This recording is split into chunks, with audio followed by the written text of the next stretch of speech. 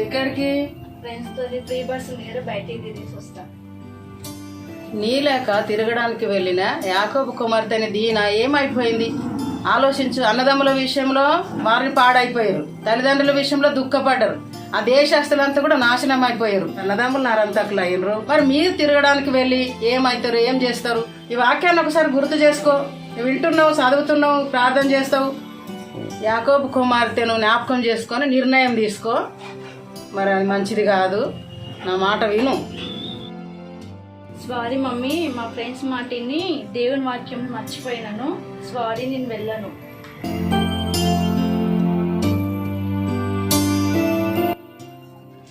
మరి నీ సంగతి ఏమిటి? మనసు మార్చుకొని పరలోకం పోతావా, లేక హృదయం కఠినపరుచుకొని లోకాన్ని సేవించి వెంబడించి నిత్య నరకానికి వెళతావా?